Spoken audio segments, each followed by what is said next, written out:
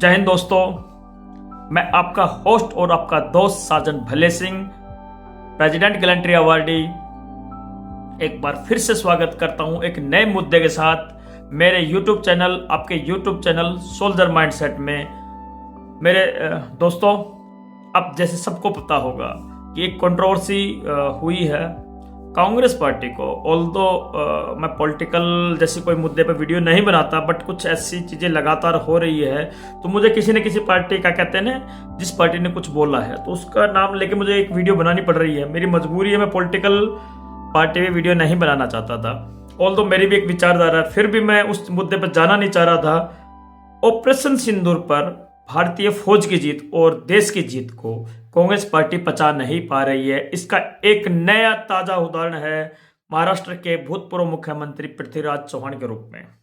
इनके नाम से ऐसा प्रतीत होता है इनका संबंध चौहान राजा पृथ्वीराज चौहान से था। तो चौहान और चौहान इतिहास में तो एक ही है। जो चौहान थे, जो राजस्थान से महाराष्ट्र की तरफ गए थे, वो लेटर ऑन वो लोग चौहान कहलाए थे। नाम भी इनका वैसा ही है, बट वो गुण इनके अंदर नहीं है, बिल्कुल नहीं है। आप सबको पता होगा कि 2-3 दिन से उन्होंने एक स्टेटमेंट दिया था, पहले मराठी में दिया था, उसके बाद जब कुछ न्यूज़ चैनल वाले, जब वो कंट्रोवर्सी बाहर आई, न्यूज़ चैनल वाले उनके पास जब पहुंचे तो उन्होंने इस चीज़ को रिपीट किया और कहा कि मैं इस चीज़ से पीछे नहीं हटने वाला हूं। और उनका जो स्टेटमेंट था, यह स्टेटमेंट था कि ऑपरेशन सिंदूर में पहले दिन तो एयरफोर्स पूरी ग्राउंडेड थी, जो मोटा मोटी मैं पॉइंट बता देता हूँ। दूसरा कि बहुत ज़्यादा हमारा नुकसान हुआ, हम लोग कुछ नुकसान पाकिस्तान का नहीं कर पाए। और मेन पॉइंट कहा था कि 10 जो लास्ट डे जिस दिन सीज फायर हुआ था, उस दिन एयरफोर्स बिल्कुल काम नहीं कर रही थी, आर्मी का रोल था। ये जो लड़ाई हुई थी, ये तीनों सेनाओं ने लड़ी थी। ऑल्दो नेवी ने कुछ फायर नहीं किया होगा, बट जो प्रेशर था उन लोगों की तरफ से भी क्रिएट था। तो क्रेडिट तो देखो तीनों सेनाओं को जाता है। बाकी इनके पॉइंटों में बात कर लेता हूँ। जो जो उन्होंने बोला था कि भाई आपको बहुत चिंता है, बहुत अच्छी बात है, देश की चिंता होनी भी चाहिए। आपको ये चिंता नहीं है कि पाकिस्तानी का नुकसान, बिल्कुल कोई चिंता नहीं है। आपको बड़ी खुशी, पता नहीं कैसे ऐसे कैसे न कैसे स्टेटमेंट दे दूं और ये डिक्लेयर कर दूं भारत का नुकसान हुआ, भारत का नुकसान हुआ, भारत का नुकसान हुआ। बड़ा दुख होता है। रात को ये जब स्टेटमेंट मैंने देखी पड़ी थी तो मुझे गुस्सा भी आया था। कहते नहीं गुस्सा क्यों आ रहा था, तो कि इन लोगों के लिए हम लड़ाई लड़ रहे थे यार। ऐसे देशवासियों को हम लोग बचा रहे थे जो कल को आके हमारे शौर्य पर सवाल उठाएंगे, मेरी फौज पर सवाल उठाएंगे, हमारे काम पे सवाल उठाएंगे और जबरदस्ती पाकिस्तान के द्वारा फैलाए गए झूठ को आगे बढ़ाएंगे ये लोग। और इनको फॉलो करने वाले बहुत सारे लोग हैं। मतलब इन्होंने तो बोला ना, ये समझ लिए इस झूठ को सच साबित करने पाकिस्तान को देर नहीं लगेगी कि यही सच है। देखो, हम जो बोल रहे थे उनके पोजीशन पार्टी भी बोल रही है। जब आपको नरेंद्र मोदी जी से या भारतीय जनता पार्टी से इतना ही ऐतराज है तो चुप रहिए। आप अगर तारीफ नहीं कर सकते फौजी तो चुप रहिए। जबरदस्ती किसी झूठ को क्यों आगे बढ़ा रहे हो?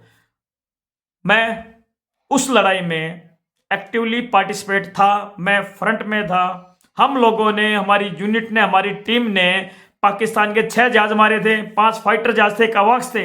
आपके मुंह से एक बार भी ये शब्द नहीं निकला कि S-400 ने ये काम किया था।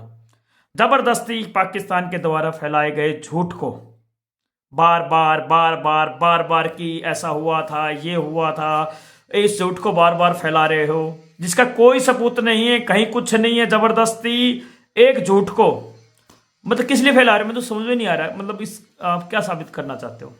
क्या भारतीय जनता पार्टी के लिए साबित करना चाहते हो? साबित तो और भी बहुत सारे मुद्दे हैं, और भी बहुत से मुद्दे कर लो यार। फौज को क्यों बीच में लेके आते हो आप लोग? तेरी 2 कौड़ी को औकात नहीं है पृथ्वीराज चौहान, 2 कौड़ी को औकात नहीं तुम लोगों की। सिर्फ भ्रष्टाचार करने के अलावा नेता कुछ नहीं करते। और जो सच्चे लोग हैं, जो देश के लिए लड़ाई लड़ते हैं, उनके शौर्य पर आप लोग सवाल उठाते हो। किन झंडू बामों के लिए हम लोग लड़ रहे थे यार? किन झंडू बामों के लिए हम अपना जान दांव पर लगा रखे थे हम लोगों ने? ऐसे झंडू बामों के लिए पता नहीं कैसे कैसे कुत्ते पाल रखे कांग्रेस पार्टी ने, कैसे कैसे कुत्ते पाल रखे। जो पिटबुल, पिटबुल बोलूंगा, पिटबुल, शकल से भी कुत्ता है ये। अरे इन लोगों के लिए जान न्यौछावर करने पे चले थे हम लोग कि कल को हमारे पे सवाल उठाएंगे। अरे बहुत से और मुद्दे उठा लो यार, भारतीय जनता पार्टी के पास उठा लो अगर तुम्हें दम है तो। तुम लोगों के लिए फौज जान दे रही है और ऊपर से झूठ को सच मान के तुम लोग कर रहे हो। अगली बार आपको भाई साहब, आपको S-400 और ब्रह्मोस के साथ पाकिस्तान भेज देंगे। देख लेना क्या कर रही है फौज आपके लिए। और तुम्हारे आका को, तुम्हारे नेताओं के साथ भेजेंगे। गुस्सा इस बात का है, अपने राजनीतिक फायदे के लिए इस कदर तुम लोग गिर जाओगे, इस कदर गिर जाओगे। सर्जिकल स्ट्राइक को तब सवाल उठाए तुम लोगों ने, एयर स्ट्राइक को तब सवाल उठाए तुम लोगों ने। क्या फायदा मिल रहा भाई? मुझे तो फायदा लग नहीं रहा। एक चुनाव तक जीत नहीं पाते तुम लोग, अगर इसी चीज का फायदा उठाई, तुम्हें कुछ फायदा मिल रहा तब भी समझ में आए। जनता जूतों की माला तुम लोगों को पहना रही है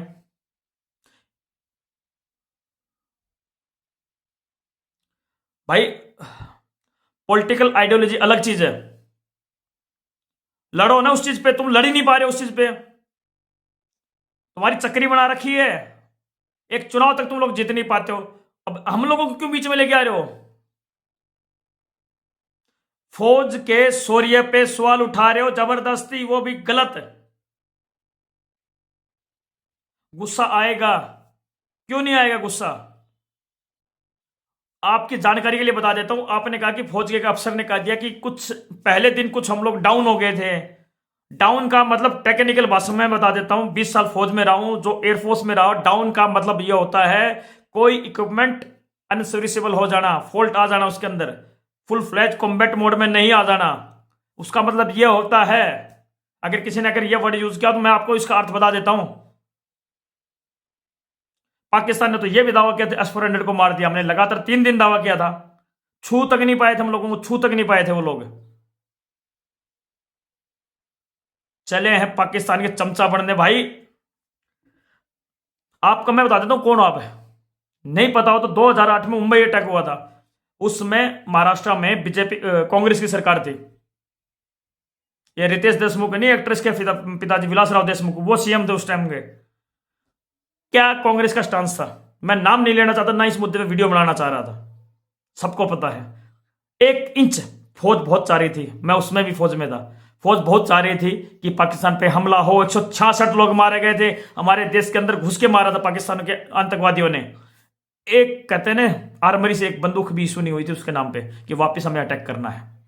एक गोली तक बंदूक के अंदर नहीं डली थी कि वापस पाकिस्तान को मारना है। फौज कमजोर नहीं थी, ना कभी थी, ना कभी है, ना कभी रहेगी। कमजोर तो था पॉलिटिकल लीडरशिप, हिम्मत नहीं थी। पी चिदम्बरम साहब का थोड़े दिन पहले का एक बयान देख लीजिए, मुझे शर्म भी आती है इनको साफ बोलने में। क्या स्टेटमेंट था, अमेरिका के निवेदन पर हमने पाकिस्तान पर हमला नहीं किया, लेकिन हमारा भी मन था पाकिस्तान पर हमला करने का। वही चिदम्बरम साहब जिनके घर पर फूल गोभियां उगा उगा के वो आय से अधिक संपत्ति अर्जित कर रखी थी, जिन्होंने सब बोलना नहीं चाह रहा था, ना इस मुद्दे वीडियो बनाना चाह रहा था। जनता को मूर्ख समझ रखा है, करप्ट लोग, करप्ट माइंड। फौज को मत बीच में घसीटो। फौज ना पहले कमजोर थी, ना आज कमजोर, ना कभी कमजोर रहेगी। कमजोर तो रहता है पॉलिटिकल लीडरशिप। तुम्हारे इस टाइम पे पॉलिटिकल लीडरशिप कमजोर था, सबको पता ये बात है। और क्या बोला था उसके बाद पृथ्वीराज चौहान, कौन मैं बताता हूं कौन है पृथ्वीराज चौहान। उसके बाद जब उनको सीएम को हटाया गया 2008 मुंबई अटैक के बाद, इनको जब साहब को टाइमिंग के लिए एक कुर्सी दी गई थी, आदर्श सोसाइटी घोटाला इन्हीं के टाइम पर हुआ था। पढ़ लेना जिसको पढ़ना है। और ये आगे फौज के बारे में बता रहे हैं कि ऑपरेशन सिंदूर में हमारा नुकसान हुआ, हम हार गए, पहले दिन तो डाउन थे। क्या मुंबई में बैठ के पता चल रहा था क्या तुम्हें? मुंबई में बैठ के पता चल रहा था क्या तुम्हें? या कौन बता रहा था? पाकिस्तान से किसी ने फोन करके बताया क्या हुआ क्या नहीं हुआ? किसने बताया ये सब चीजें? किसके कहने पर ये सब कर रहे हो? अपने नेताओं के कहने पर कर रहे हो ये? भाई बहुत गुस्सा भी है और शर्म भी आ रही है।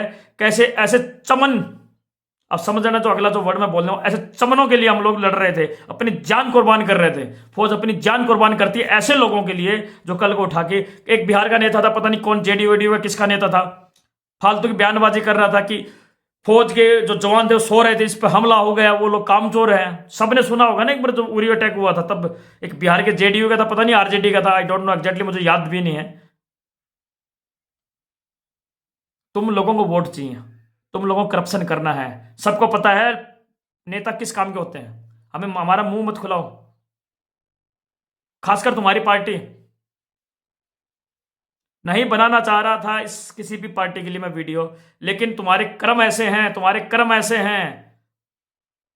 अगली बार कृपा करके, ज़्यादा समय नहीं है, जिस टाइप की पाकिस्तान की हालत, ज़्यादा समय नहीं है, फिर से मौका मिलेगा हम लोगों को। साहब आप आ जाइए, या तो ब्रह्मोस पे चलना तो ब्रह्मोस पे, या 400 पे चलना तो 400 पे, आपको पाकिस्तान की सैर जरूर करवाई जाएगी। मेरी अपील है कि ऐसे नेताओं को जरूर बांध के ले जाओ, आसमान की सैर कराओ, 8 मैक 14 मैक की स्पीड से उनको ट्रैवल कराओ, उनको पता तो चले कि हो क्या रहा है इस देश में, फौज लड़ाई कैसे लड़ती है।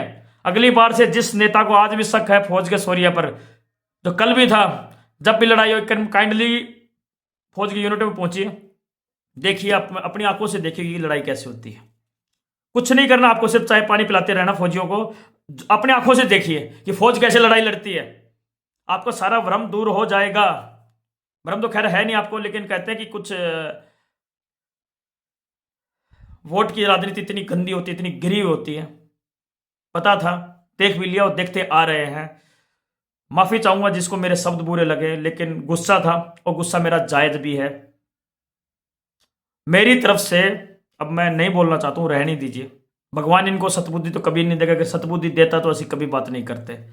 उसी जमात में हैं, उसी कैटेगरी में हैं ये लोग, जो पहले नेता जिनको ऐसे स्टेटमेंट देते थे। फौज को बीच में मत घसीटिए। फौज ने जो अचीव किया आपको पता भी नहीं है, कितना अचीव कर लिया फौज ने ऑपरेशन सिंदूर में, लेकिन आपको तो पॉलिटिकल माइलेज गेन करना है। थैंक यू, जय हिंद, साइनिंग ऑफ।